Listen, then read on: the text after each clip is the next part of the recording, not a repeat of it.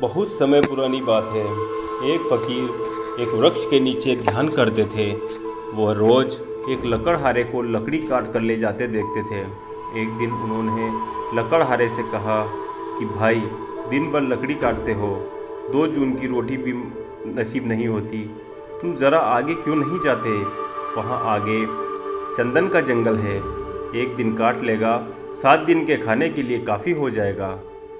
गरीब लकड़हारे को विश्वास नहीं हुआ, क्योंकि वह तो सोचता था कि जंगल को जितना वह जानता है, भला और कौन जानता होगा। जंगल में लकड़ियाँ काटते काटते ही तो ज़िंदगी बीती है। यह फ़कीर यहाँ बैठा रहता है वृक्ष के नीचे। इसको क्या हक कब पता होगा? मानने का मन तो न हुआ, लेकिन फिर सोचा कि हर्ज ही क्या है। कौन जाने ठीक कहता हो, फिर झूठा कहेगा भी क्या। शांत आदमी मालूम पड़ता है, कभी बोला भी नहीं इससे पहले। एक बार प्रयोग करके देख लेना ज़रूरी है। फ़कीर की बातों पर विश्वास कर वह आगे गया। लौटा तो फ़कीर के चरणों में सिर रखा और कहा कि मुझे क्षमा करना, मेरे मन में बड़ा संदेह आया था, क्योंकि मैं तो सोचता था कि मुझसे ज़्यादा लकड़ियाँ कौन जानता है, मगर मुझे चंदन की पहचान ही न थी। मेरे पिता भी लकड़हारे थे और उनके पिता भी लकड़हारे थे। हम यही जलाऊ लकड़ियाँ काटते काटते ज़िंदगी बिता रहे हैं। हमें चंदन का पता भी क्या, चंदन की पहचान क्या। हमें तो चंदन मिल भी जाता तो भी हम काट कर बेच आते उसे। तुमने पहचान बताई, तुमने गंध जतलाई, तुमने परख दी, मैं कैसा अभागा, काश पहले पता चल जाता। फ़कीर ने कहा, कोई फिक्र न करो, जब पता चला तभी जल्दी है, जब जागा तभी सवेरा है। दिन मज़े से कटने लगे।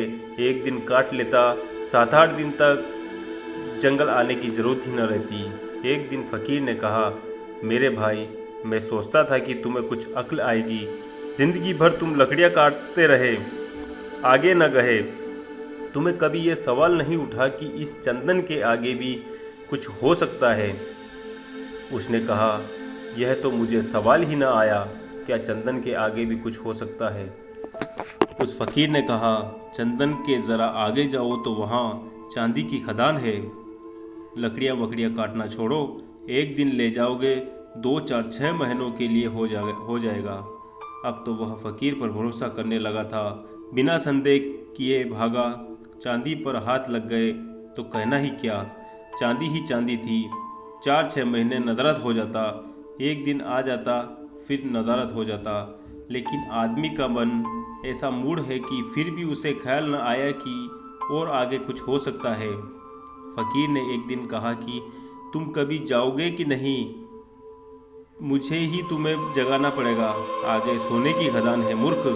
तुझे खुद अपनी परख से सवाल, जिज्ञासा, मुमुक्षा कुछ नहीं उठती कि ज़रा और आगे देख लूँ? अब 6 महीने मस्त पड़ा रहता है, घर में कुछ काम भी नहीं है, फुर्सत है, ज़रा जंगल में आगे देखूँ, ये ख्याल में नहीं आता। उसने कहा कि मैं भी मंदभागी, मुझे ये ख्याल ही न आया। मैं तो समझा चांदी बस आखिरी बात हो गई, अब और क्या होगा। गरीब ने सोना तो कभी देखा न था, सुना था। फ़कीर ने कहा, थोड़ा और आगे सोने की खदान है, और ऐसे कहानी चलती है। फिर और आगे हीरो की खदान है, और ऐसा ही कहानी चलती है। एक दिन फ़कीर ने कहा कि ना समझ, अब तो हीरो पर ही रुक गया। अब तो उस लकड़हारे को भी बड़ी अकड़ आ गई, बड़ा धनी भी हो गया था, महल खड़े कर लिए थे। उसने कहा, अब छोड़ो, अब तुम मुझे परेशान न करो, अब हीरों के आगे क्या हो सकता है। उस फ़कीर ने कहा, हीरो के आगे मैं हूँ। तुझे यह कभी ख्याल नहीं आया कि यह आदमी मस्त यहाँ बैठा है, जिसे पता है हीरो की खदान का, वह हीरे नहीं भर रहा, इसको ज़रूर कुछ और आगे मिल गया होगा, हीरो से भी आगे इसके पास कुछ होगा। तुझे कभी यह सवाल नहीं उठा? वह आदमी रोने लगा, फ़कीर के चरणों में सिर पटक दिया, कहा कि मैं कैसा मूड हूँ, मुझे यह सवाल ही नहीं आता। तुम जब बताते हो तब मुझे याद आता है।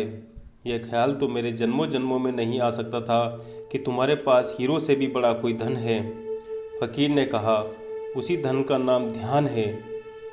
अब तुम सारे धन अपने पास रखो, अब धन की कोई ज़रूरत नहीं, अब ज़रा अपने भीतर की खदान खोद जो सबसे आगे है। यही मैं तुमसे कहता हूँ, और आगे चलते ही जाना, उस समय तक मत रुकना जब तक कि सारे अनुभव शांत न हो जाए। परमात्मा का अनुभव भी जब तक होता रहे समझना, द्वैत मौजूद है, देखने वाला और दृश्य मौजूद है। जब वह अनुभव भी चला जाता है तब निर्विकल्प समाधि, तब सिर्फ दृश्य नहीं बचा, न दृष्टा बचा, कोई भी न बचा। एक सन्नाटा है, एक शून्य है, और उस शून्य से जलता है बोध का दिया। बस बोध मात्र, चिन्ह मात्र, वही परम है, वही परम दशा है, वही समाधि है। अगर आपको यह कहानी अच्छी लगी हो तो हमारा चैनल सब्सक्राइब करें और बेल आइकन को प्रेस करें, जिससे कि आने वाले सारे वीडियोस आप तक आसानी से पहुंच सकें।